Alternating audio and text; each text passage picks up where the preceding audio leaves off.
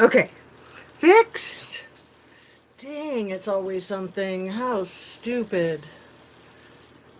Did I get it? Can you hear me now? I am so sorry. And all the things I was saying were so brilliant, Anna. You missed them. Thank you so much for being here. I'm so excited that I have your package all ready to go, but you're not going to believe this. I'm not going to show the address, of course. This is the package. It's this big. It's like 5 by 3 by 2. UPS wanted over $12, which is ludicrous. And this is just for one little tiny chicken coop. So then I put a half a dozen of them in here. And I'm going to bet you that it's going to cost the same amount. So if it does, I'm going to send you a half a dozen. You don't mind, do you? Then you can share them with friends or do whatever you want. But I forgot how effing crazy it is. But I am going to take them to the regular post office too to see what the difference is. So I was trying to decide, like, if I send multiple, should I send like 2 or 3 or 4 to make it worth my $12 if it's going to cost $12?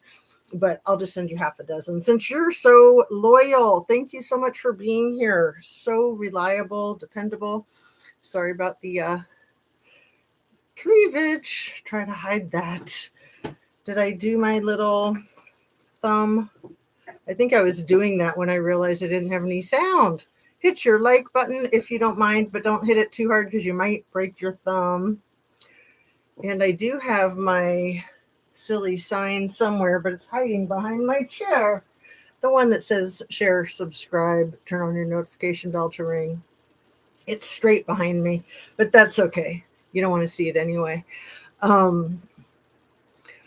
Everything I say is simply my opinion for the sake of hoping to start a conversation, open up a discussion, learn something, be educational. All my videos are made for YouTube. It's an infotainment platform. I am so excited to show you guys my new setup. What do you think, Anna Bees?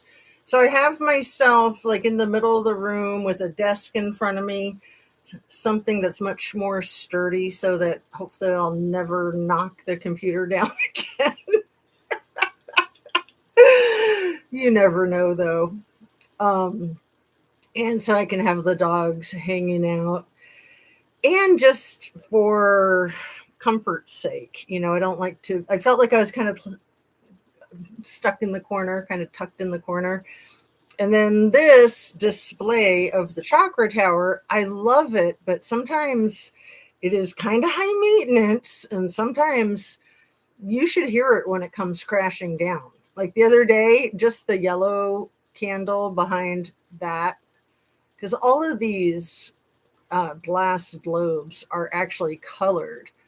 And then I have the candle behind them.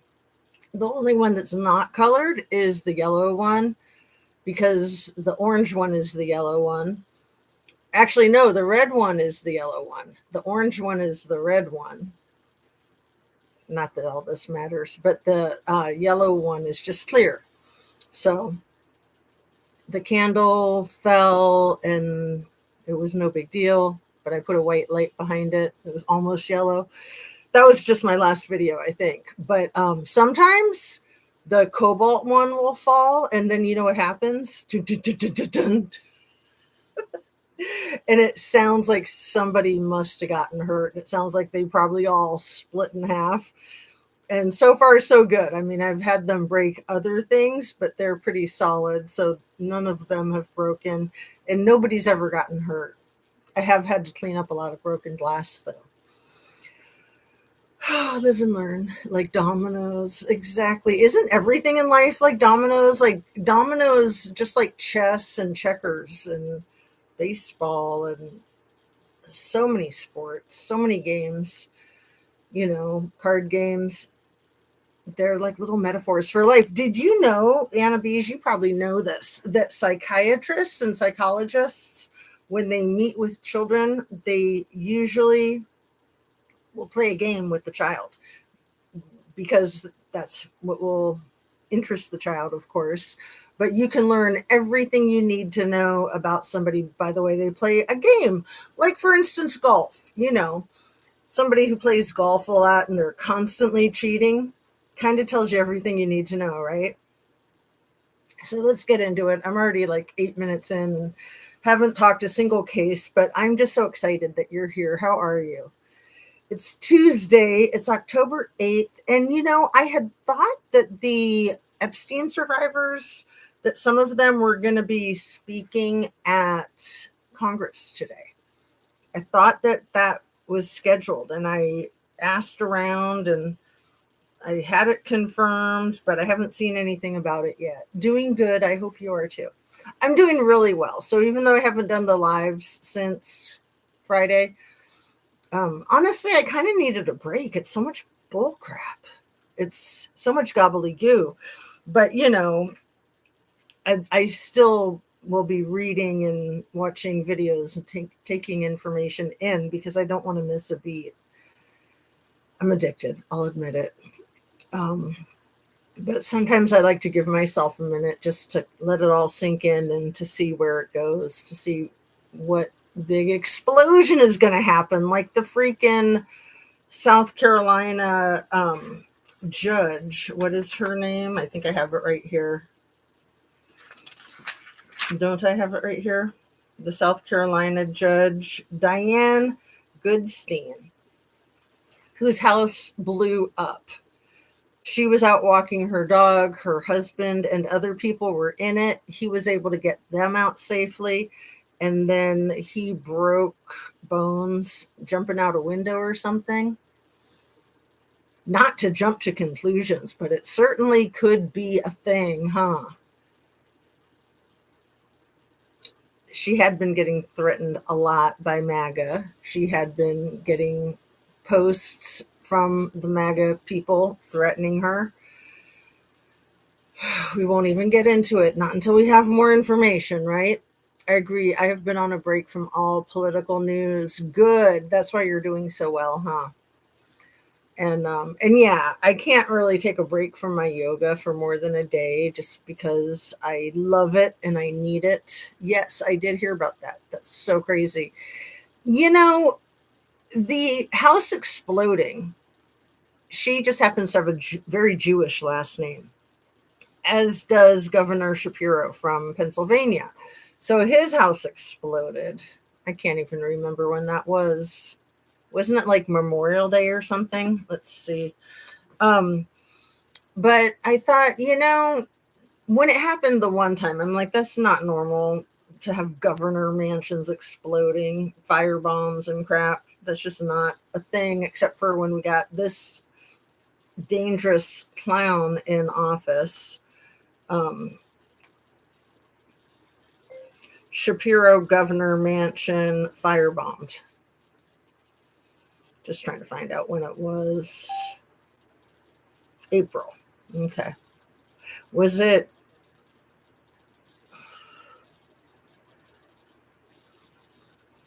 It was a holiday. It was a Jewish holiday.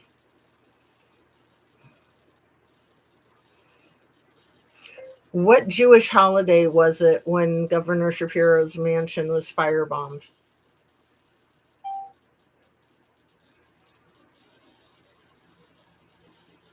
Passover. Holy crap. That's like their biggest holiday. That's like Christmas for people that celebrate Christmas. Wow. And yeah, he had hosted his family and guests. I think he had like 100 guests or something. It was a lot. And I think they had like 25 people sleeping there. Anyway, thank goodness no one was hurt in that one. Unfortunately, the judge's husband was hurt, but fortunately, her and her dog were not hurt. Like that bastard who not only shot the Democratic rep in Minnesota and unalived her and her husband, but also their dog. Sick freak. Anyway, so that's one piece of news that I think is very important to keep in mind. Also, I saw today that they all of a sudden have a suspect for the Pacific Palisades fire in January. Was it January? All of a sudden today, it's like they just need to keep as much distraction from what? Who? Ghislaine? Never heard of her. Oh, wait. Maybe I have. It rings a bell. I just haven't thought about her in so long. That's called a hoax. That is called a hoax. That man is such a liar. And the way he said it, it's almost like the dementia is so rearing its ugly head that he didn't realize how nonsensical that was to say he hasn't heard her name in so long, since he just did the whole Todd Blanche thing a few weeks ago. But yeah, Josh Johnson did an amazing piece. I will link it in the description. He's been hosting The Daily Show the last few days. He did an amazing piece on what not to say and how Trumpster Fire said all the things that you should never say. That was hilarious. So I won't repeat his jokes, except maybe one. Yeah, like maybe the last thing you should do is mention some other pedophile. I mean, file of a ped. And, right away he says, well, I call him Puff Daddy. He's asked me for a pardon. It's like, yeah, let's bring up some more pedos when you're trying to pretend that you're not one. Keep bringing up your association with convicted pedos. That's wise. Man, he is like a stable genius or something, Anna Bees. If only you and I could be so smart, huh? I missed that about Shapiro's house. Oh, really? I mean, not to make a joke about my last joke, but it does ring a bell, right? Shapiro's governor's mansion was firebombed right around the same time that there were a lot of crashes happening, both in the sky with things falling down from the sky, helicopters and airplanes, but also things in the sky and on the Red Sea.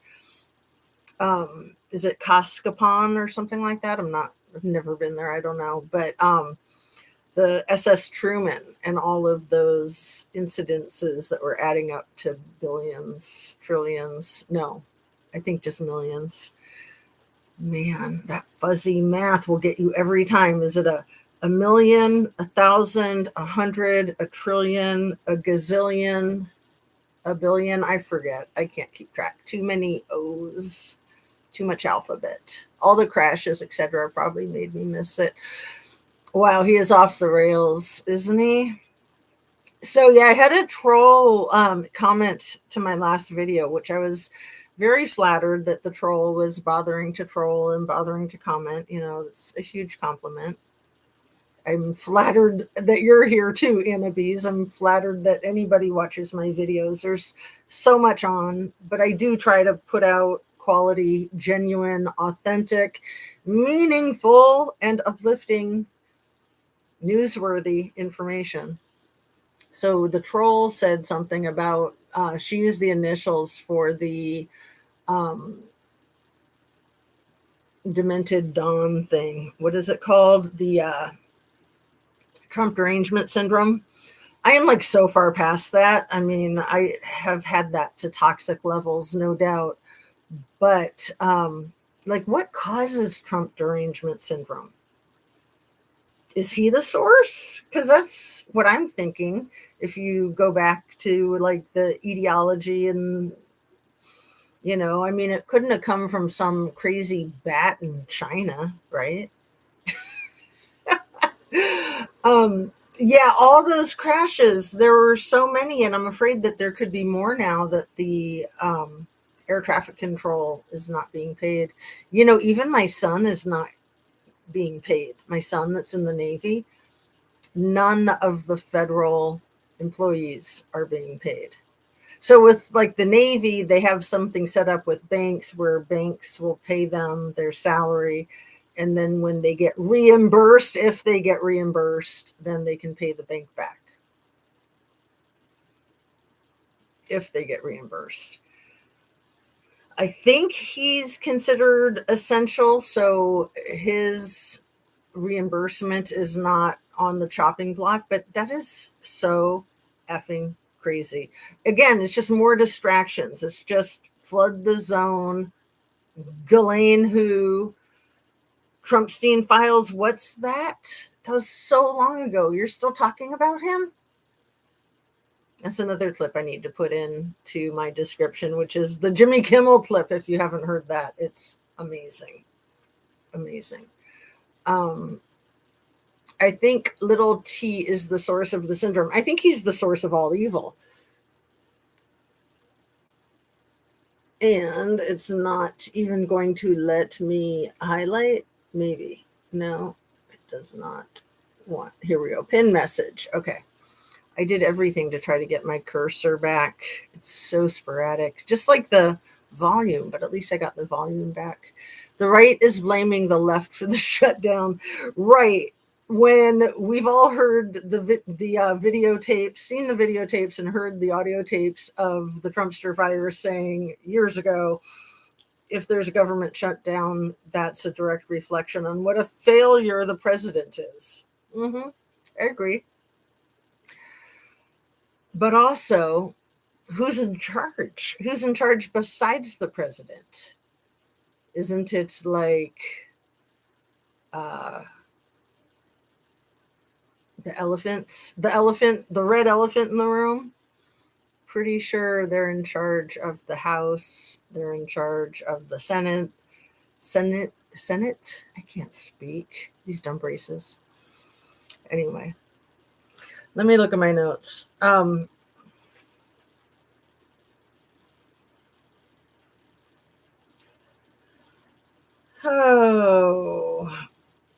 There's a lot that I have in here. So let me see if I can organize my thoughts. You know how one of my favorite channels, have you checked out Rosie's Insights, Anna B's? I really like her stuff. Last night, she said that Sean Atwood's channel is like a Russian troll thing. And I was like, damn, I'm glad I heard her opinion on that. Like, I don't know that she's right. And I don't know that that discounts everything on his channel, but it sounds right. And it probably discounts a lot of what I've seen on his channel. And I've seen some interesting stuff on his channel. Like, for instance, the Epstein survivor that has her own channel, Kirby Summers. So she's written a lot of books. I think I only came across her because she was on Sean Atwood's channel. And I think she's legit. I'd hate to think that she's not.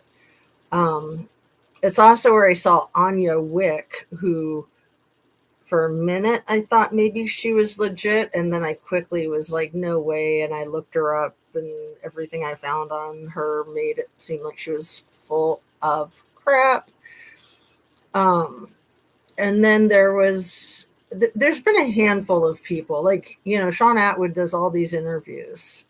I feel like I've gotten good information there, but I also feel like he's extremely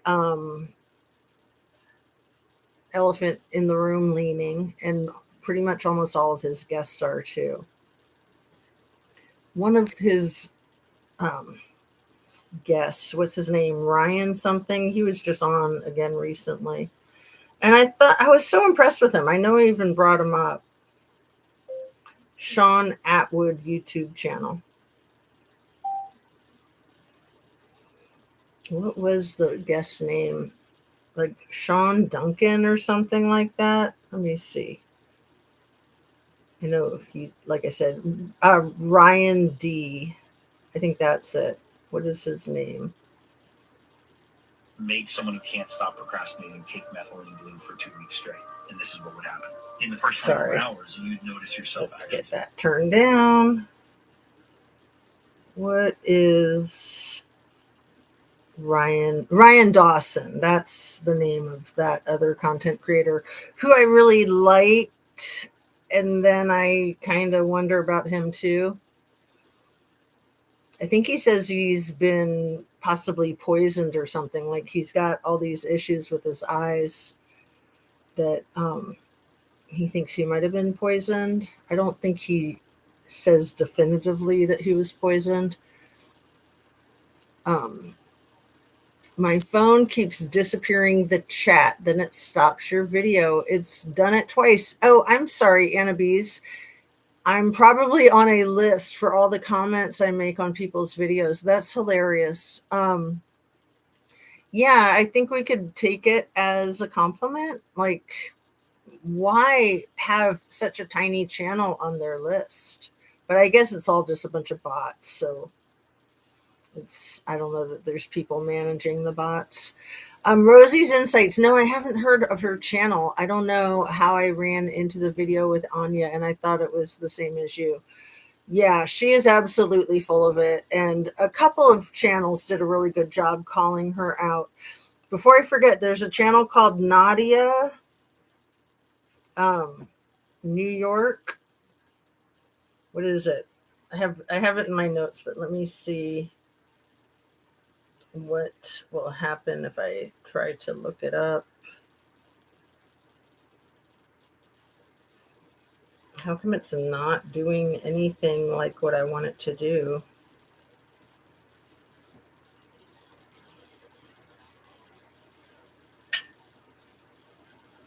My phone is locking up. That's weird. I guess it's not that weird. It just wants me to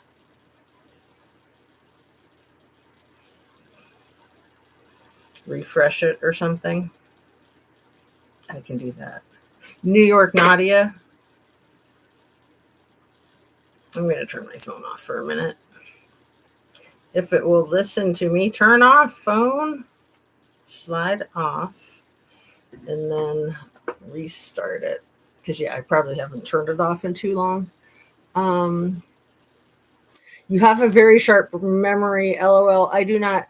It's not as sharp as I would like, but the notebook helps, definitely. I've been having trouble with my eyes, too. Well, some of that might be from screen time, right? I think at New York Nadia, she's a really small channel. She's not much bigger than my channel. I think she's got like 5,000 viewers, but she made a video the other day where she broke down Kirk's full first video, the one that she did 2 days after her husband passed away. She played through the whole stupid speech and she broke it down and she did an amazing job. And now I think Erica is going to be suing her and people like her. Again, the hypersensitivity, because it's not illegal to state your opinion about something. The hypersensitivity to me is confirmation that she's right, that New York Nadia is right.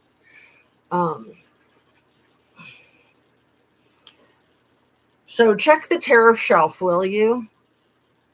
Do you remember Trump Stir-Fire saying that? Tenacious D, Anna Bees?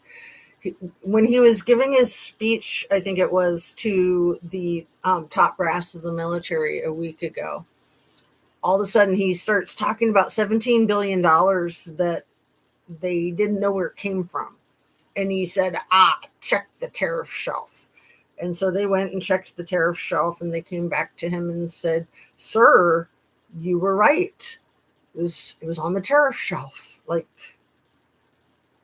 none of that story makes sense.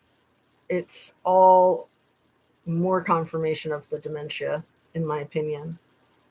Paula Poundstone has been killing it. I wonder if it's okay. I bet it is. If I play some of her videos for you guys. I I mean, normally, as long as you break it up, then it's considered, and it's all like a ratio of how much of your video is somebody else's video. It's considered fair use. And a lot of content creators, especially if you're promoting them, are more than happy to have you discuss their video. I mean, some of us content creators are happy for you to discuss our videos, even if you're slamming us, because, there's no such thing as bad publicity. Trump falls asleep. I don't know. That's a brand new video. I'll have to watch that one later. But what was I looking for? I was looking for Paula Poundstone. Oh, and this woman, the one who does Caroline Levitt. What is her name?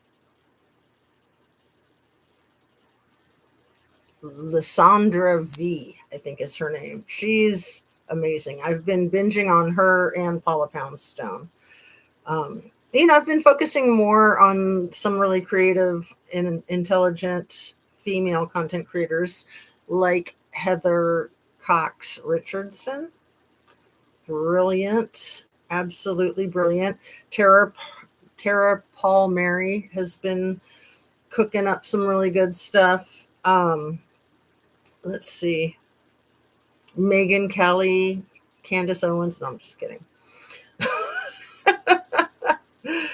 Let's see. I'm trying to find Paula Poundstone and her funny one about the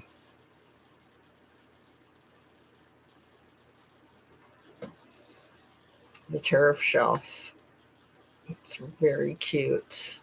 Read the Room. I think I just watched that one.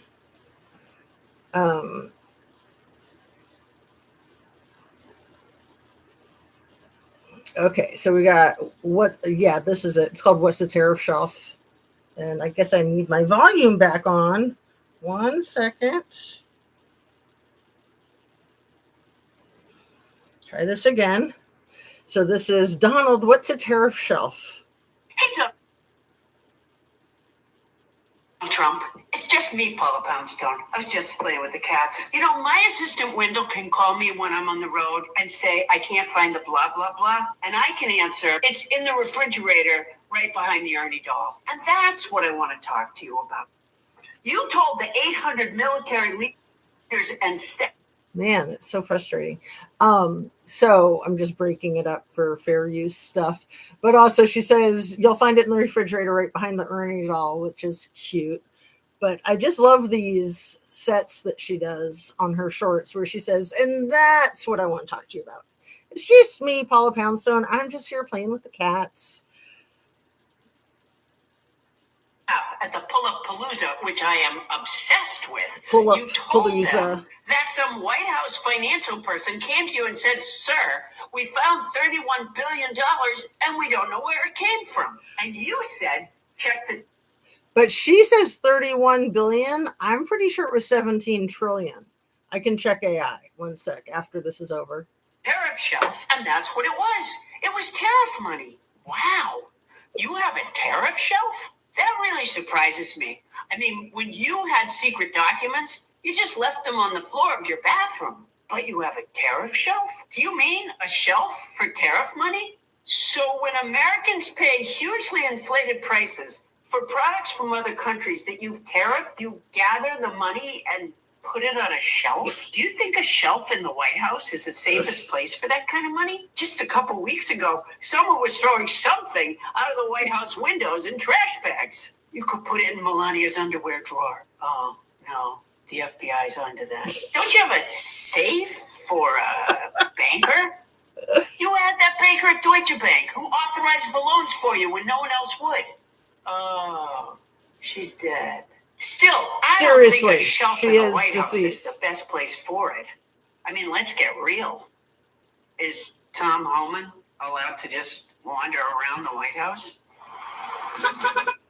Too funny. I was going to say, what, Jez? What the after you talking about when you said Megyn Kelly and Candace Owens, I'm glad you said you were kidding. Yeah, I was talking about them in my last live, how it's unfortunate that they're both so insane because they're very well educated. They're very well spoken. Maybe half of what they say is like super sharp, and then the other half is like super out of control cray, in my humble conspiracy theory opinion, allegedly.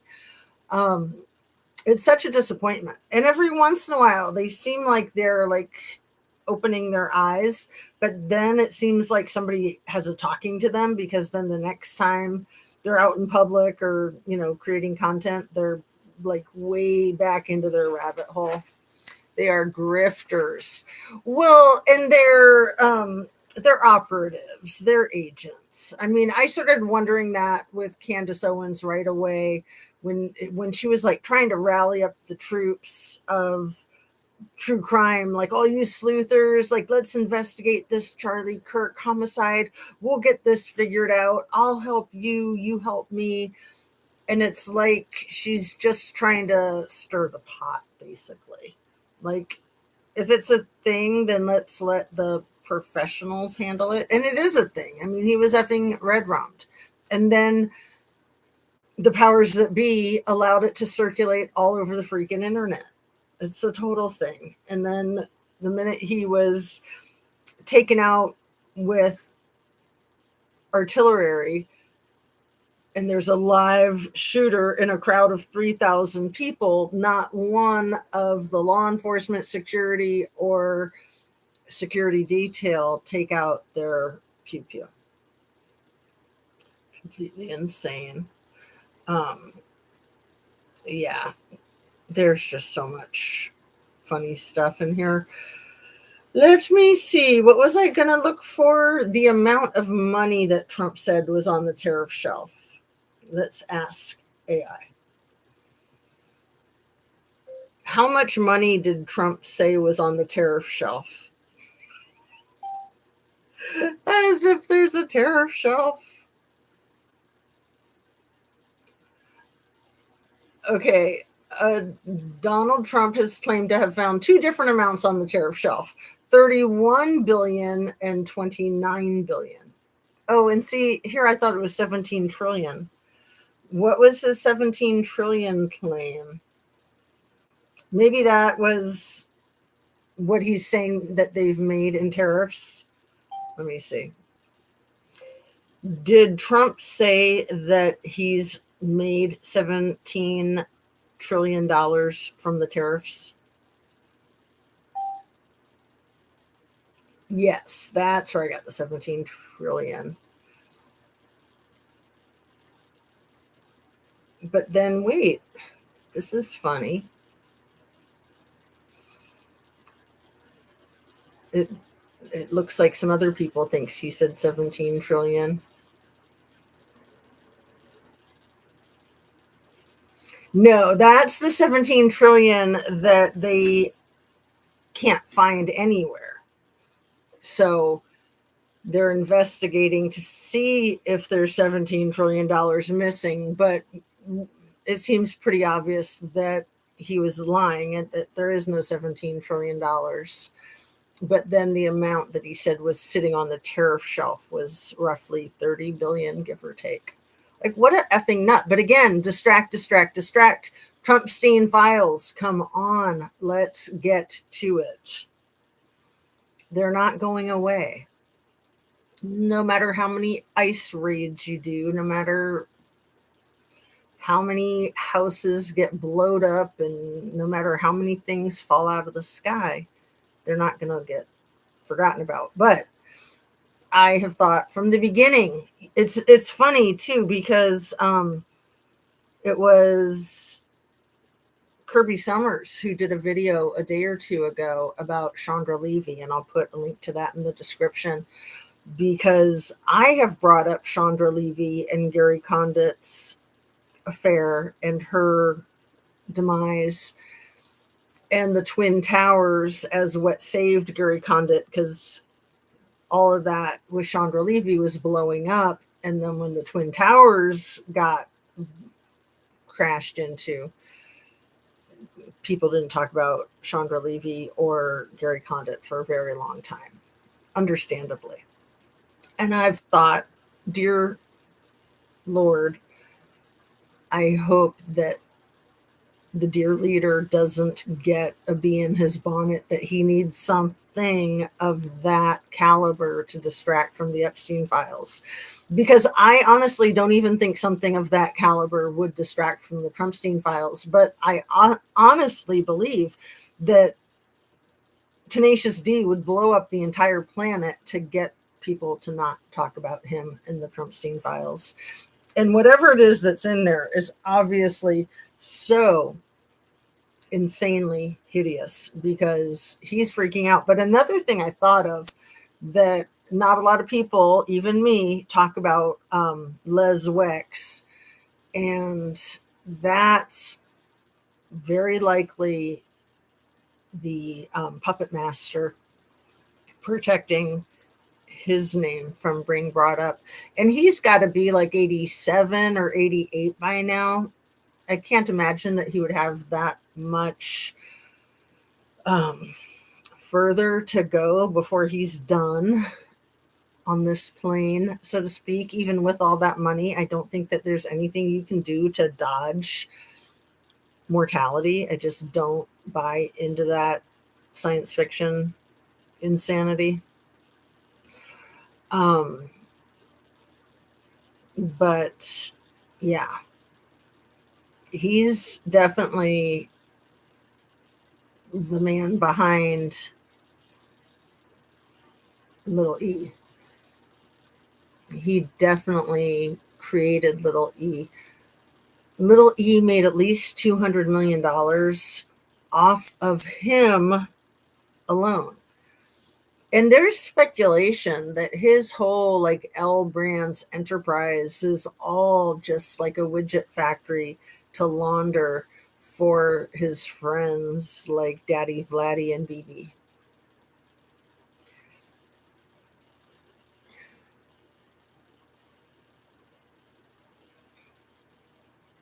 The money he took from all our government subsidies to United States farmers, he sent to Argentina, and they used it to send their crops to China. Wow. Anna Bees. Yeah, I've followed some of that. What is so effing crazy is that he screws up their ability to sell their crops with the tariffs, our American farmers. And then he comes to their rescue with federal funds and calls it a government bailout. Again, creating a problem so that he can look like the hero. So crazy. So this is Mookie, and man, I'm telling you, the puppies love the dog bed. Love, love, love. Coco, come here, baby. She's just on the floor, kind of sulking because Mookie's hogging up the bed. Let me see if I can, without knocking anything over. Hold on. Coco, come here, baby. Come here. Come here. Come on. Come here. You sit here, honey. You sit here. And I'll get to Mookie, to Coco. There. Now my show, my little YouTube channel, can be complete with doggies. We just don't have the crazy one in here at the moment, the Muppet, because she just gets a little too insane. They are so cute. Yes, and I have a follow-up appointment for Coco to make sure that she's still free from her cancer, the C word. We don't even like to say it. Oh, silly puppy. You know, she loves lotion, so I put lotion on and then she takes it right off. She's so silly. She's so silly. And, you know, that black heart she has on her head, it's crazy. Like, I always joke around that I touch it up with a black Sharpie before I show it to people because it's so perfect. You would take me seriously, wouldn't you? That I'm touching it up with a black Sharpie just to make sure that it really shows. And no, I would never because then she'd be eating the ink eventually when she gets herself cleaned up. Mwah. This is my baby. And what, she's like 9 years old. I think Coco's 11 now. The black heart, isn't it adorable? So funny. Okay, I'm going to see if she'll stay on my lap and look at my notes some more, because I have a ton of information in here that I'm not getting to because I'm just happy to be on live, and then I'm just being more casual.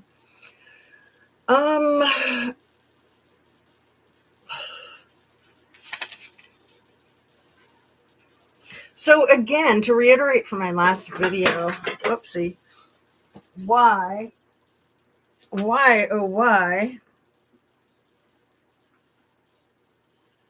does everything have to fall apart? Silly puppy dog. Why is the fact that Erica Kurt, that she won that Miss Arizona teen pageant in 2007, why is that like top secret information? Any ideas? Let me see if I can. There.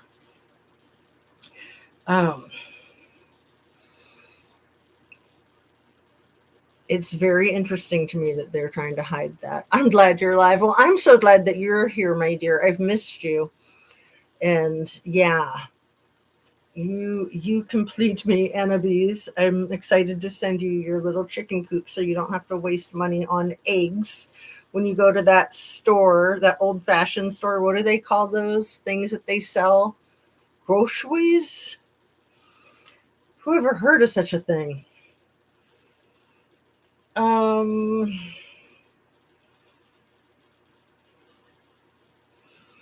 So yeah, could Tenacious D have seemed more contrived when he said, who are we talking about? Oh, dang, I just haven't thought about her in so long. I don't know. Well, of course I'd consider giving her a pardon, but no, I can't say that I'd consider it or that I wouldn't consider it, because I'm going to talk out of both sides of my mouth quite literally. That little clip of him, however it is that he worded it, I can't even begin to try to word it that way because it made no sense at all. I can't say that I wouldn't consider it. I can't say that I would consider it, because I would, but I wouldn't. I think he's scared. I think he's really scared of her. I think that she would be Epstein by now if he thought he could get away with it. But, you know, when you're Epsteining people, you do need to be selective, because if you Epstein people too often, it's more suspicious. Just like if your friends and family are falling down the stairs too often, also suspicious. And then when you talk about throwing previous world leaders down a flight of stairs, I mean, no, just talking about them throwing themselves down the flight of stairs, you know, bebopping down the stairs. That was crazy. He got all the top brass together so that he could confess to what happened to his first wife. No, he was just talking about what an old man he is, what a struggle it is to not die every time he goes up and down the stairs. No, I have no idea why they are covering up her Miss Arizona win. Miss Arizona teen. So in my last video, Annabes, you've probably seen it. I put a link in the description to an article that goes into detail about her win, because it's only the second article that I've seen about it. I have seen not a single video of anybody talking about her Miss Teen Arizona pageant title. And I put the whole title of it because, you know, there's all these weird different factions about the beauty pageants that, you know, I never knew all the ins and outs. I still don't. But the way I titled the video so that you could know that it's the National American Miss Teen Arizona 2007. She won that title, National American Miss Teen Arizona. And why is it practically scrubbed from the internet? So when I was digging to see again if I could find more articles, and there's been times that I've tried to find articles about it and I've found nothing, not even the two that I have found. And I only have the link to the one in the description from my last video. I don't think I linked up the other one, but I can look. Sometimes I send them to my mods in a text. I can go back in my text history and see if I sent that one about her 2007. I don't think I did. I think I just sent them messages about it that let's see.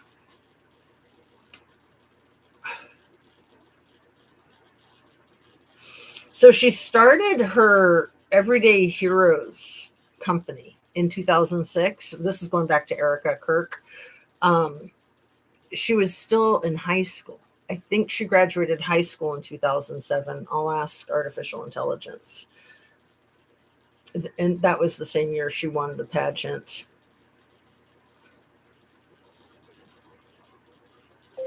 What year did Erica Kirk graduate high school?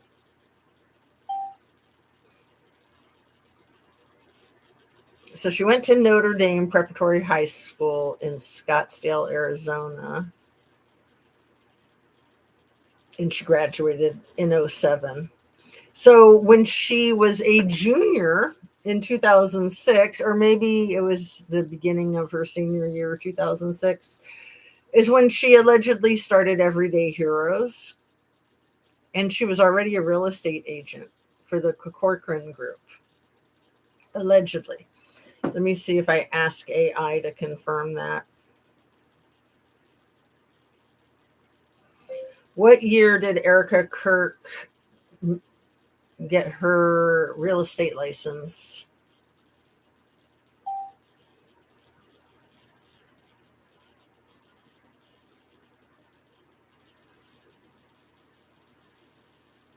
Well, that's funny because this says as of 2025. That's Wikipedia. Let me ask it again in a different way. How long has Erica Kirk been a real estate agent? Key phrase, keyword being agent, right?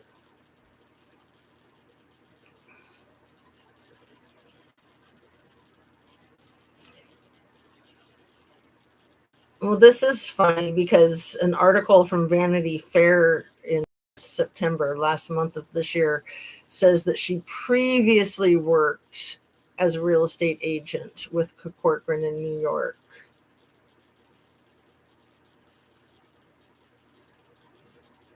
But it looks like, yeah, it looks like they're hiding the information about how long she's been there. There's a lot of articles about it.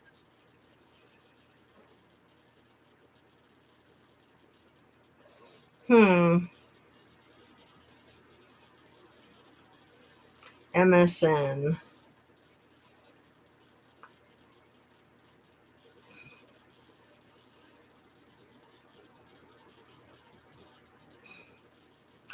At just 17, she founded Everyday Heroes Like You, an events-based nonprofit partnered with other organizations to change lives. She later turns her sights to pageantry. But see, this is lying because she had, well, in 2007, she had already won. And this says, like, in 2011, back when her last name was still Franz,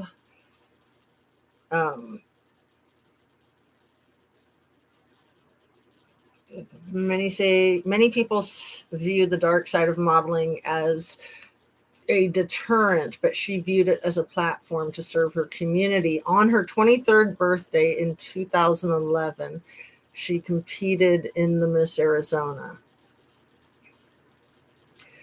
So yeah, this says that she basically didn't start doing her pageantry until later, like 2010, but we know that that's a lie.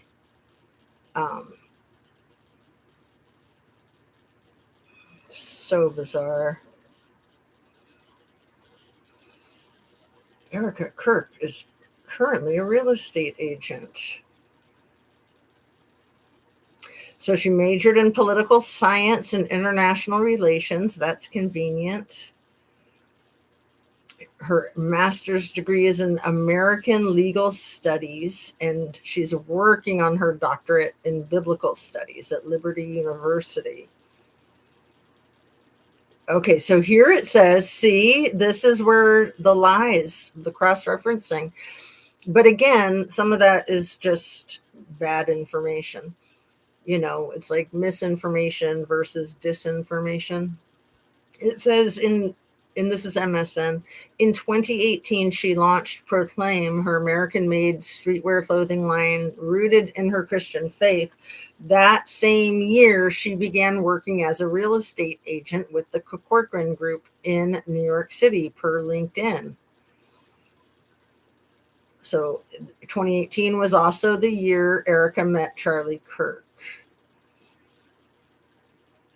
Very interesting. And so she'd already been a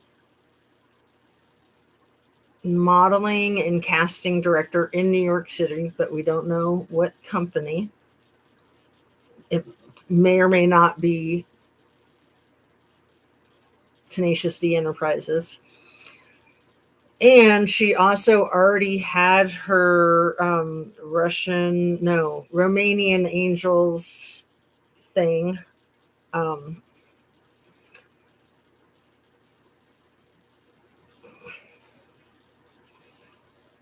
Yeah. And let me put a link to this in the description so anybody who's curious about what I was just reading, copy. And then I'm putting it in the description right now of this video. So it's the first link in there. And there it is. All right. So, see, the desk ends here, and then I have a stand for the mic. The mic has been quite a hassle to get it at the right angle. I need one of those weird arms. I used to have one, but then my son took it back when I should ask him if he needs that, if he needs the mic arm, or just go get a new one. Those things are awkward too.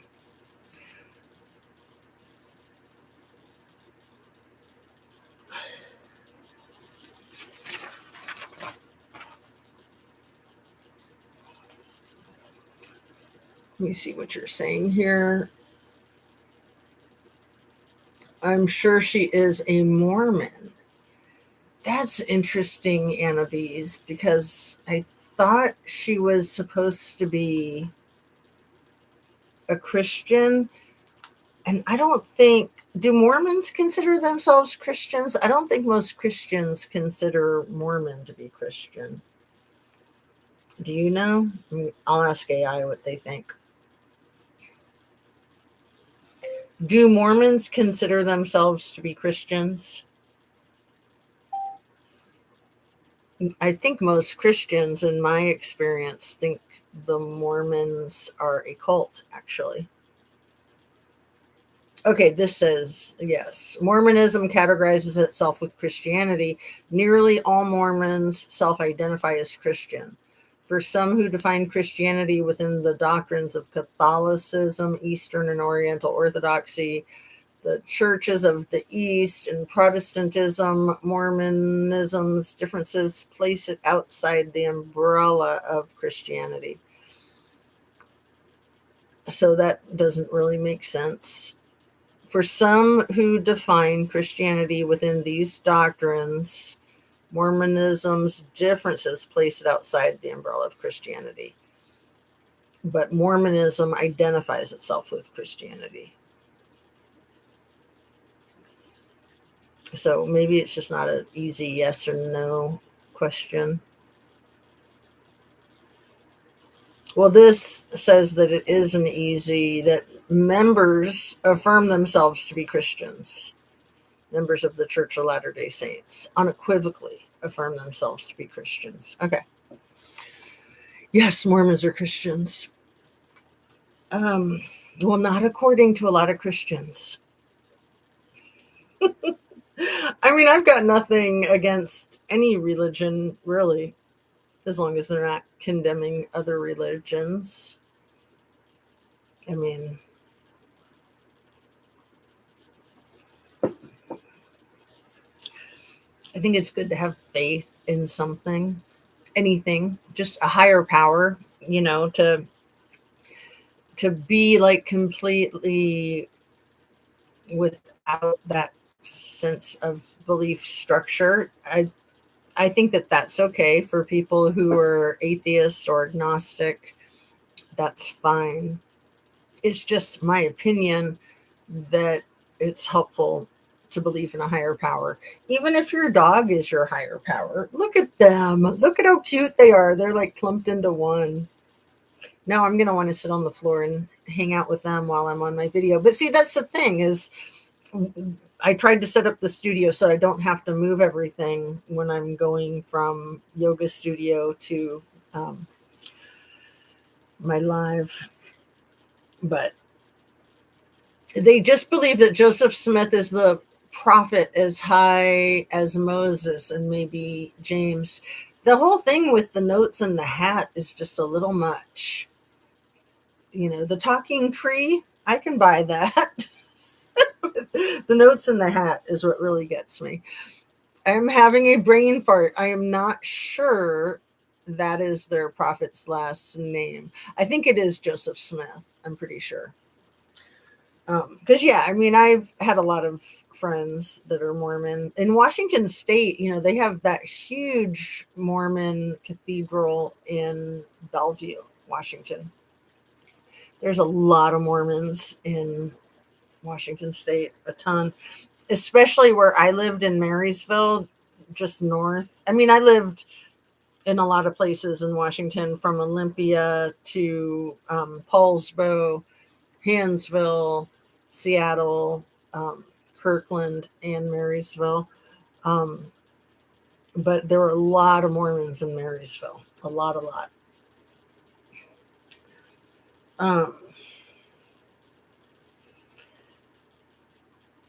Oh man, this was crazy. Okay. Tenacious D said, you're not going to get hit or great because he's making the cities safe again. He actually used the phrase hit, Annabise. You're not going to get hit or great because he's making the streets safe again, which is ironic because I'm pretty sure he's the one ordering hits, in my opinion. And we know that he abuses people in that most intimate and violating way. People of age and people not of age. Allegedly. Oh, Tara Palmieri.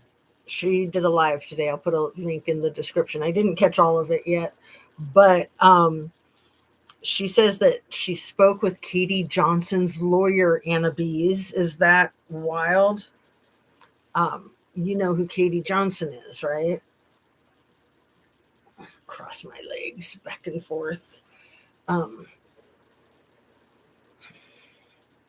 It is Joseph Smith. They have a huge Mormon temple in Mesa, Arizona.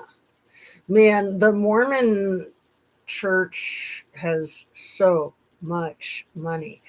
And it's wild that they have like all of the records on everybody's birth in the country ever. That's very like FBI-ish and LexisNexis.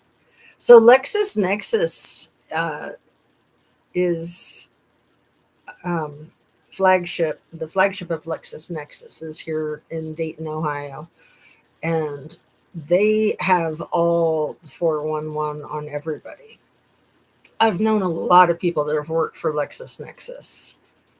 It's not that big of a company. I mean, it's super high tech. And so, they're way ahead of the game with technology and artificial intelligence. Hey, DYI Drea, what's happening? Lovely to see you. How are you? My cursor's not working, so I can't really highlight without like leaning over. Here, I'll try it. Leaning over and hoping to not knock anything down and not have my thumb slip. And, if it goes like to the thing right below pin message, it goes to report. And then it's like, do you want to report them for sexual comments or harassment or threats, violence, blah, blah, blah. And it's like, no, not reporting. I'm just trying to highlight. Wow. Katie Johnson's lawyer, do tell. I did not know they have records. Oh, you didn't know about the Mormon Church having all of our records, or LexisNexis? I mean, LexisNexis knows where you are right now, Annabese. They know your address. They know if you're home or not.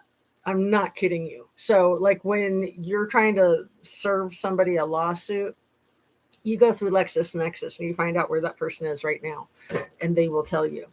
And now, I mean, it's been that way for 20, 30 years before we've had like the level of technology that we have. I mean, they can literally probably pinpoint where you are because they'll probably just look up your cell phone, whether that's legal or not.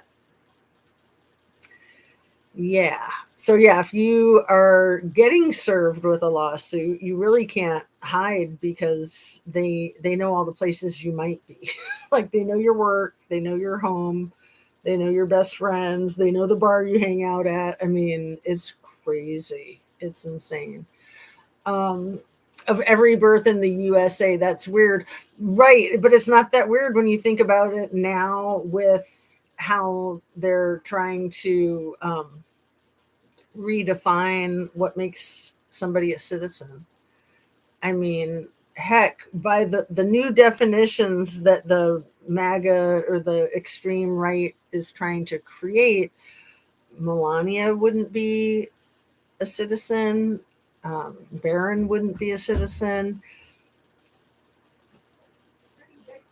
The only of Tenacious D's children that would be a citizen would be Tiffany.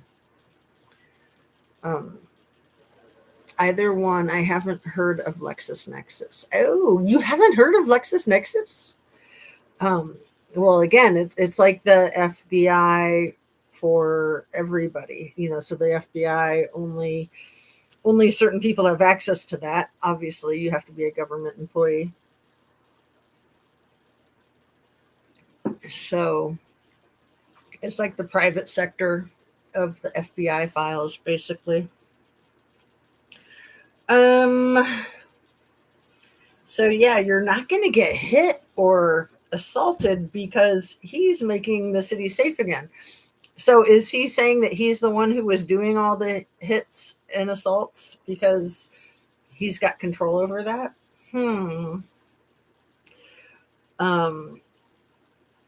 Oh my goodness. I think this was probably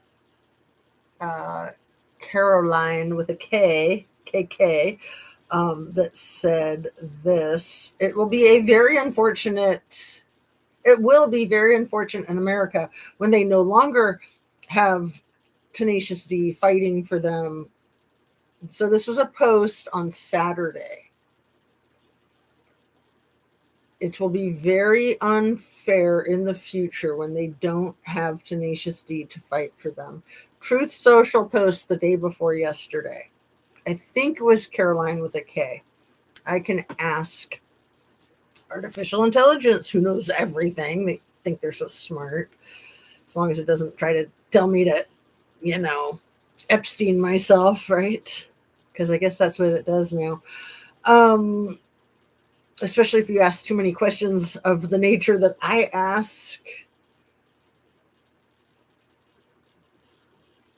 Who posted on Truth Social October 6th that it will be very unfair in the future when they don't have Trump to fight for them?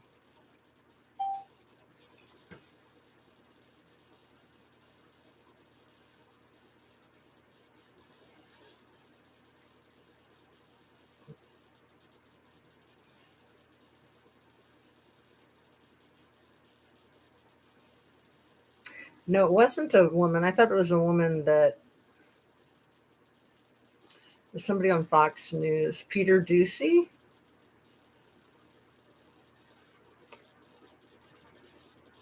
Was it Peter Ducey?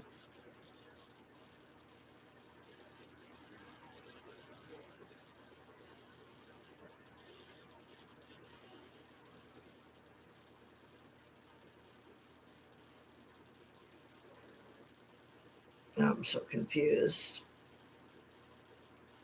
I'll have to do more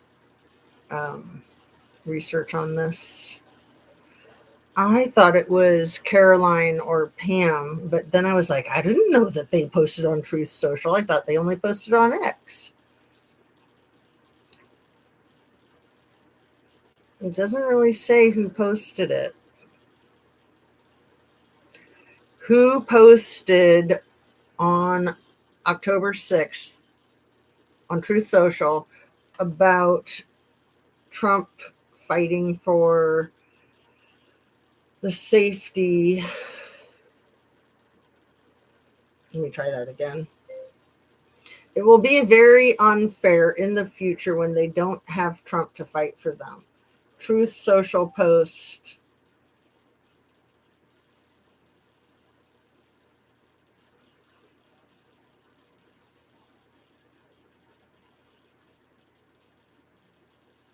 Maybe it was Donnie that posted it himself. Yeah, it was Donnie that posted it himself. Of course. I don't know that anyone else posts on Truth Social, actually. I would think that other people have accounts. But it's his own post. He wrote, why is Fox News and Peter Ducey putting on Democrat Senator Mark Kelly to talk about totally unabated or challenged health care? The fake spin is so bad for Republicans that it is hard to believe that we win. He went on to say, it will be very unfair in the future when they don't have Trump. I hate it when people refer to themselves in the third person. Justice hates it when people refer to themselves in the third person. Okay, when they don't have Trump, which he has in quotes, of course, but not double quotes, but just the single one, to fight for them. Therefore, we should fix it now. All caps for the now. Let's pause for a second. You're the president of the United States. The government is literally shut down. Families waiting on paychecks. And your biggest concern is that one cable network dared to interview someone who disagrees with you. Yeah. And so this is Fox News that they're talking about. Again, let me link this up in my description as well. It's an article from The Hill. And yeah, him and his son is very upset about how they're not just petting his ego like they normally massage his ego. They're questioning him. How dare them? Well, I'm fine then. My parents were American. Yeah, I mean, my parents were American. My grandparents were American. My great-grandparents are the ones that immigrated. I think on both sides, at least on my mom's side. On my dad's side, one of the great-grandparents was Native American. On my dad's side, his grandmother his paternal grandmother is Native American. His paternal grandfather is Irish, which explains a lot of my father's insanity, just the clashing of the cultures. My father was not an alcoholic, but it's interesting that both Irish and Native Americans have a real propensity towards alcoholism. And maybe if he was an alcoholic, that would have helped. I don't know. I mean, I'm not even kidding. I mean, he was a rageaholic. He was addicted to rage and anger. That was his rug of choice.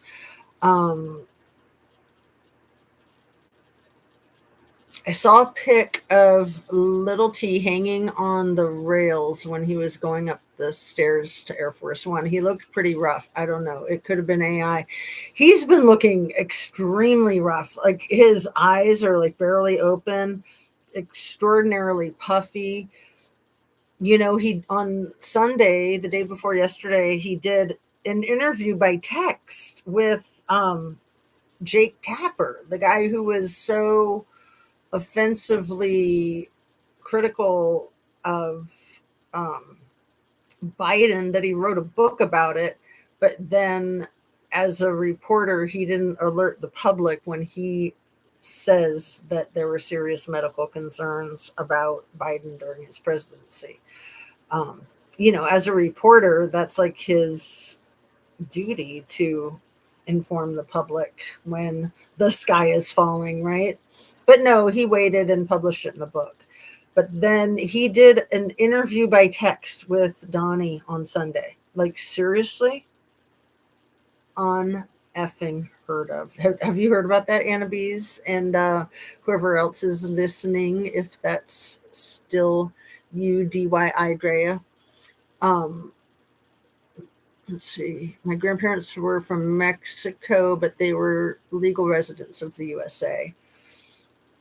Right. Like Melania's almost a legal resident of the USA, but we all know that she got here under fraudulent claims. Probably the same with Ivana, too. One of my grandmothers looked Native American. I look Native American. Everyone thinks I'm Native American. Well, that's cool. Yeah, nobody thinks I'm Native American or that I have any in my blood. People think I must be making that up. To be honest, I actually thought that my father was lying because he said that my whole life. And he was such a liar. It wasn't until I saw my grandfather's birth certificate. Because actually, my grandfather was born in Tulalip, which is the Native American side of Interstate 5 from Marysville.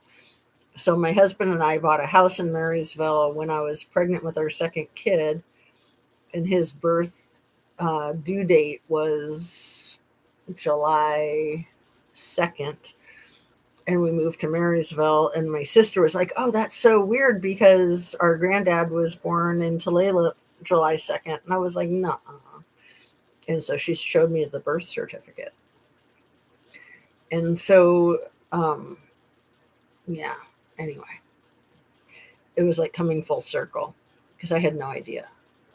Like I said, until then, I never believed that my dad was telling the truth when he said that we were part Native American. I was like, sure. Just like you're a rock star, right? He lied about everything. He was a scammer. My dad was a scammer. Shocking, isn't it? Somebody who would try to take the life of his own kids was a scammer. I mean, Tenacious D is a scammer, and I think that he did very likely hire a hit for his ex-wife. We know that allegedly Little E had reported to Michael Wolff that when Marla Maples informed Tenacious D that she was pregnant with his kid, that he had that conversation with his bestie of,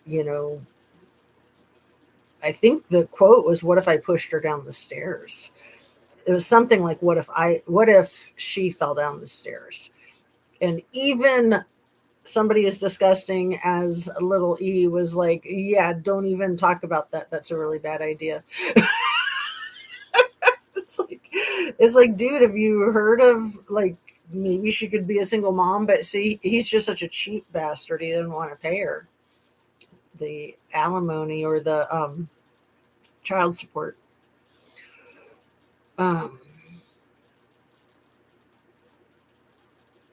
I think that grandmother was Native American, but she wouldn't admit it. When she married my grandfather, his family disowned him. My dad didn't know cousins, aunts, uncles, etc. because of this.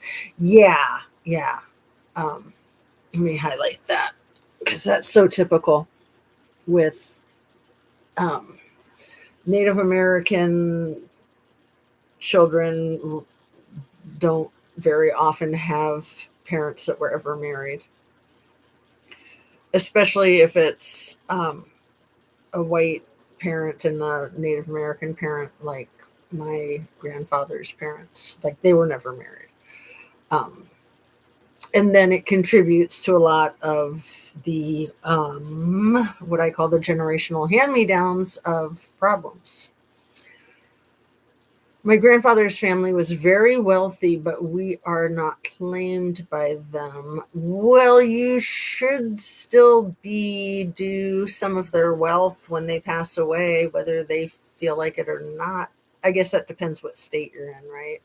Because that happened with my dad's biological mom. When she passed away, she had 4 kids. So she had my dad and his sister, and then she remarried and had 2 more.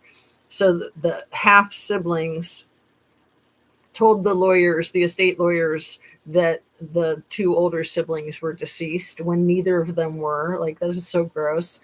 So then you get headhunters that need to verify that these people are deceased so that they can release the money from the estate. And then they were discovered, and that their mom, even though she had disowned them, when she passed away, she owned a home in California, which was worth, millions of dollars, because homes in California are worth millions of dollars, because she had a fair amount of property too. And so they were entitled to a quarter of it, which really upset each of them, a quarter of it. So then the other 2 got half of the size of the estate that they thought they should get. And really, they shouldn't have gotten anything for lying, right? Like, they should have gotten charged for that. And maybe they did. I don't know. But the headhunters, they make a pretty penny off of it too. I'm not sure what their percentage is, but it's huge. And they're probably attorneys, I would think, or private investigators, or a hybrid. All those people are long past. Well, there's ways to look up to see if there's money due to you that has not been paid out to you. I don't know how to do that. My sister does that all the time.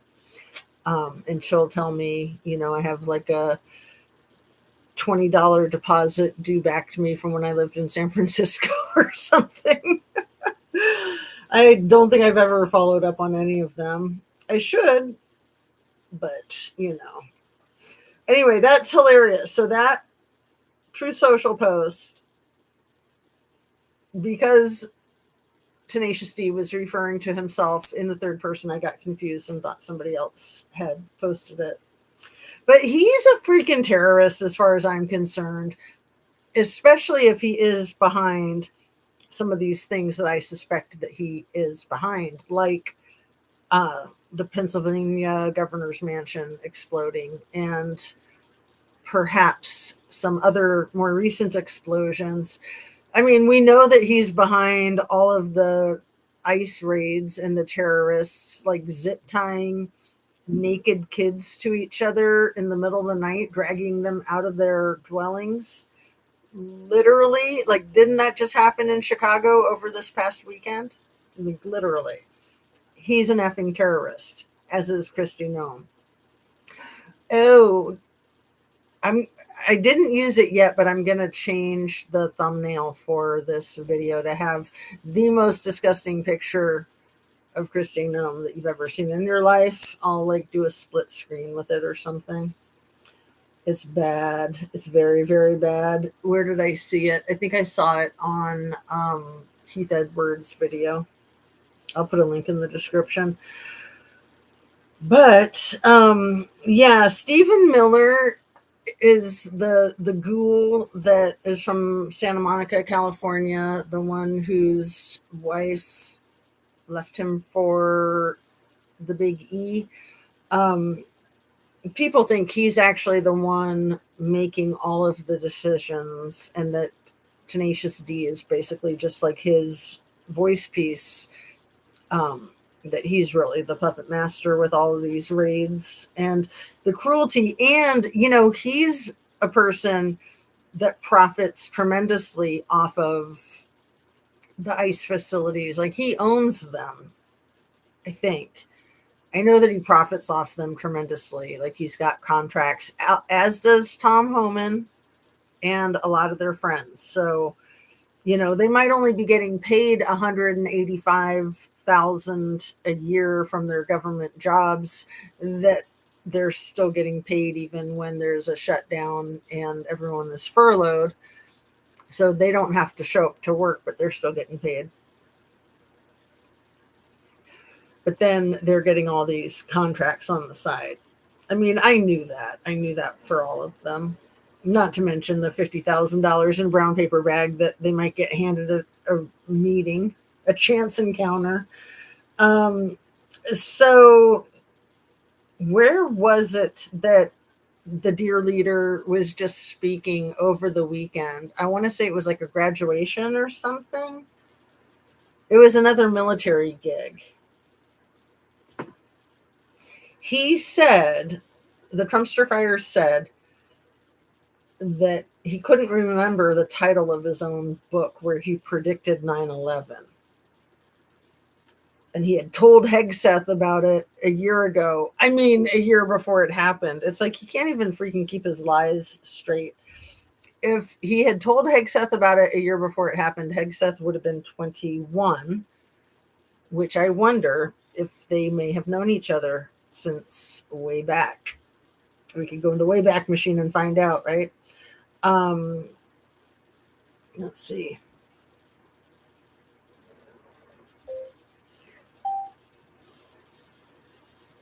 Where did the president speak over the weekend when he said he predicted the 9/11 terrorist attack a year before it happened? Because, you know, he's got a crystal ball and stuff. Oh, CNN, they're gonna become non-existent.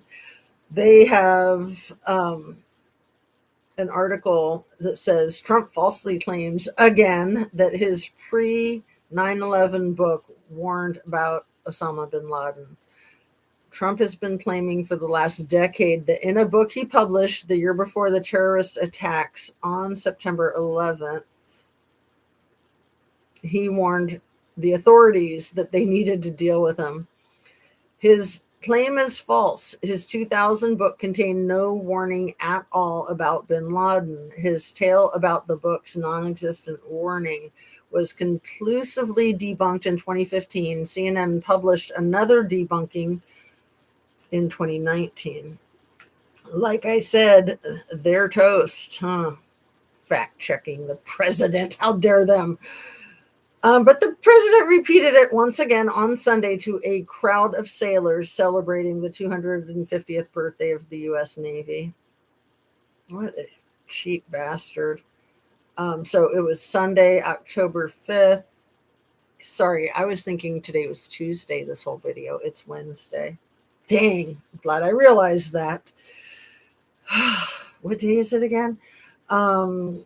So this was in Norfolk, Virginia, which is the largest naval base in the world. And, you know, according to Tenacious D, larger is better. It's the size of the wand, not the magic that's in it.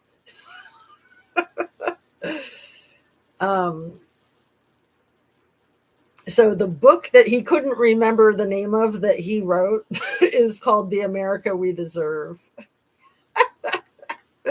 Oh my God. Like, yeah, I'm sure it says that he wrote it, but I doubt he wrote it. I doubt he even read it. He probably has no idea what it says in there. Where was I? I think I've hit most of my notes here.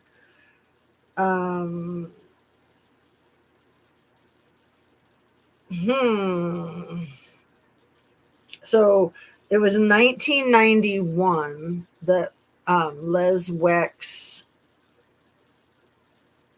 paid. I think it was 1991 when Les Wex paid Little E the $200 million for helping with taxes and what was he? He was like the executor of his estate. Like when you're sick and dying, you have somebody be your power of attorney. That's what it was. So Les Wex had Jeffrey be his power of attorney, paid him $200 million.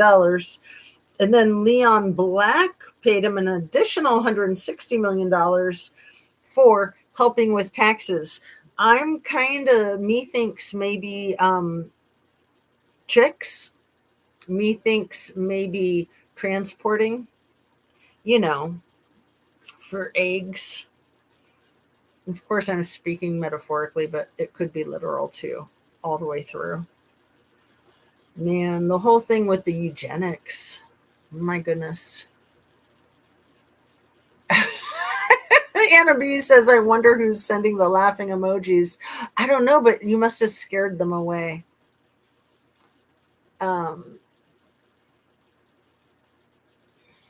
Too funny. I'm glad that I can make somebody laugh. He is so insane. All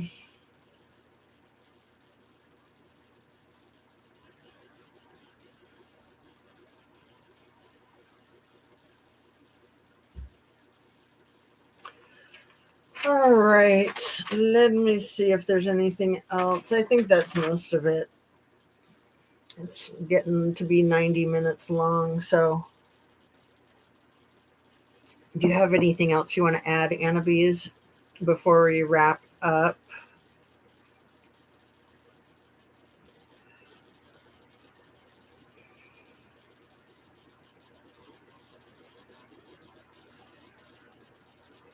Oh, this book called Ordinary Men. I got to read this book. Let me see who wrote it. And then I think that they do talk about Les Wex, and he formed something called a mega group. Who wrote Ordinary Men?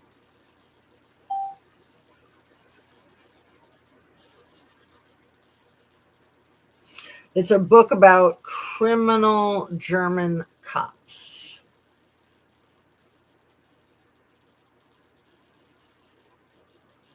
Oh, this is an old book. I thought it was new. Ordinary Men, Reserve Police Battalion 101 and the Final Solution, Poland, was written by American historian Chris Browning. Okay, published in 92.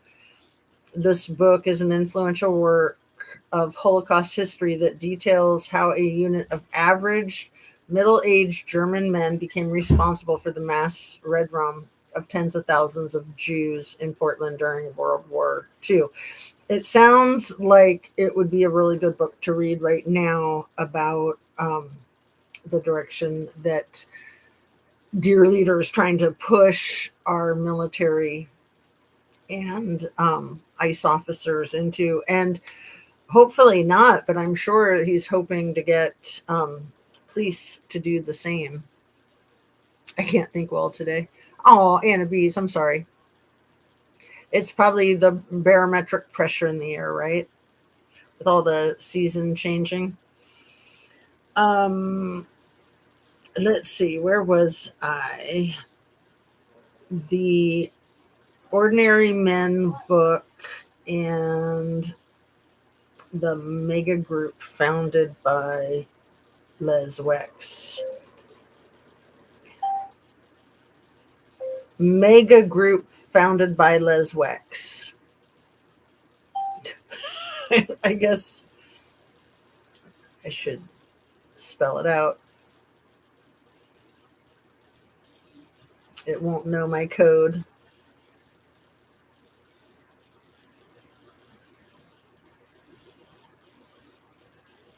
He co-founded the Mega Group, a philanthropic organization focused on Jewish causes, with Charles Bronfman in 1991.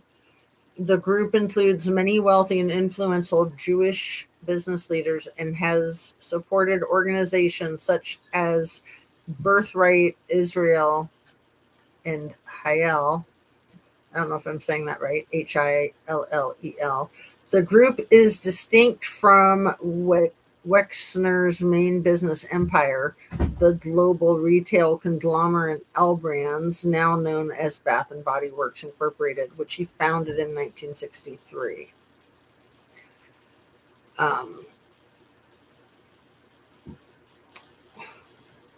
He stepped down as CEO in 2020.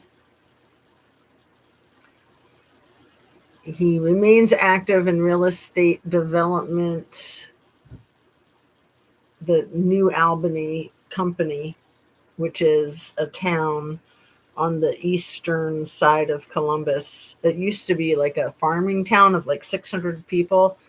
It probably actually has less people now because he's turned it into his estate. It's where Maria Farmer was assaulted by Jiz and little E, and Les lives there,